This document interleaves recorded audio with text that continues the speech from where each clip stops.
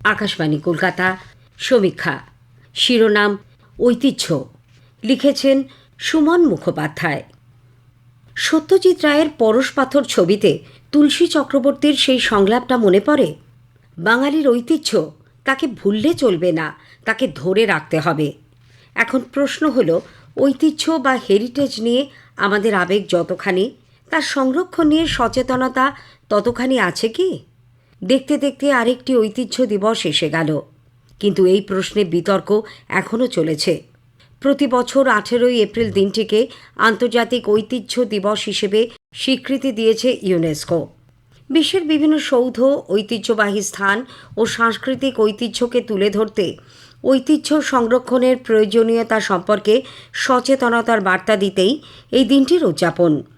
এবারের ঐতিহ্য দিবসের ভাবনা বৈচিত্র্যের আবিষ্কার ও তার অভিজ্ঞতা।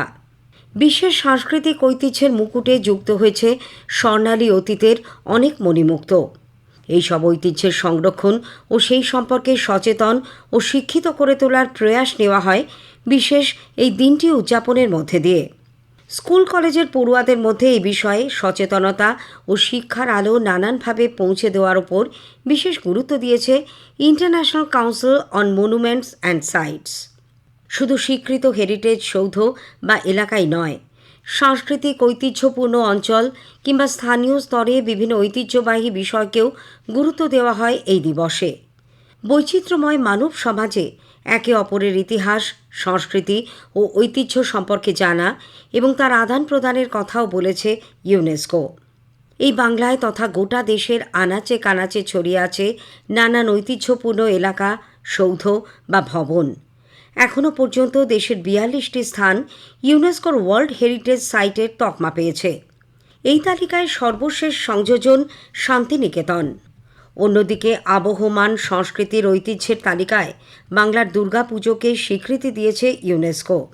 আমাদের সাংস্কৃতিক ঐতিহ্যের শিকড় যে কতটা গভীরে, তা এই বৈচিত্র্যময় সম্ভার থেকেই বোঝা যায়। আর ঐতিহ্যের গর্ব তখনই মহিমান্বিত হয়ে ওঠে যখন আমরা সঠিকভাবে সেগুলিকে সংরক্ষণ করতে পারি। আলীনগর থেকে ক্যালকাটা হয়ে কলকাতা পর্যন্ত যে শহরের দীর্ঘ যাত্রা, সেই তিলোত্তমা মহানগরীর বিভিন্ন সৌধ ও অঞ্চলের পরতে পরতে লুকিয়ে রয়েছে অনেক গল্প আর ইতিহাস।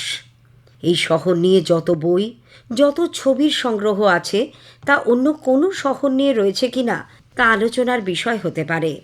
এইসব ঐতিহ্যের যথাযথ সংরক্ষণ হওয়া জরুরি, কিন্তু অনেক ক্ষেত্রেই তাতে ঘাটতি রয়েছে বলে মনে করেন ইতিহাসবিদ ও গবেষকেরা। যদিও ঐতিহ্য উদযাপনে নানান আয়োজন করা হয়ে থাকে শহরে, রাজ্য হেরিটেজ কমিশনও এ ব্যাপারে উদ্যোগী। তবে সংরক্ষণের প্রশ্নে নানান বাস্তব সমস্যার সম্মুখীন হতে হয় তাদের। এমন অনেক ভবন বা সৌধ রয়েছে যেগুলি ভগ্নপ্রায়। বহু ক্ষেত্রে সেগুলির সংরক্ষণে মূল বাধা হয়ে দাঁড়ায় আইনি জটিলতা। এ ব্যাপারে আইন সংশোধন করা দরকার বলে মত বিশেষজ্ঞদের। যথাযথ সংরক্ষণের অভাবে বহু অমূল্য ঐতিহ্য নষ্ট হয়েছে, অনেক পরম্পরাও বিলুপ্ত হওয়ার পথে। সময়ের সঙ্গে সঙ্গে অজন্তা ইলোরার অনন্য গুহা চিত্র অবিকৃত রাখা বিশেষজ্ঞদের কাছে বড় চ্যালেঞ্জ হয়ে উঠেছে। তাজমহলের মতো ঐতিহ্যবাহী সৌধ রক্ষায় জারি হয়েছে নানান বিধিনিষেধ, কিন্তু প্রশাসনিক পদক্ষেপের সফল রূপায়ণে অনেক সময় বাধা হয়ে দাঁড়ায় সাধারণ মানুষের মধ্যে সচেতনতার অভাব। মনে রাখতে হবে, ঐতিহ্য মানে শুধু সৌধ বা অঞ্চল নয়। দেশের নানান প্রান্তে মানুষের দৈনন্দিন জীবনযাপনের মধ্যেও থাকে বৈচিত্র্য আর ঐতিহ্যের ছোঁয়া। পুজো পার্বণে বাঙালির আলপনা থেকে হস্তশিল্পের নানান সৃজনীতে রয়েছে বিপুল ঐশ্বর্য। লুপ্তপ্রায় ঐতিহ্যের সংরক্ষণে মানুষকে মনোযোগী ও সচেতন করে তুলতে এগিয়ে এসেছে স্বেচ্ছাসেবী সংগঠনগুলিও।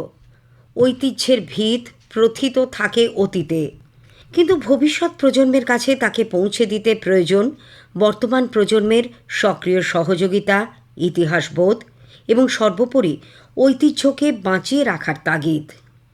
সমীক্ষা শেষ হলো। এটি লিখেছেন সুমন মুখোপাধ্যায়।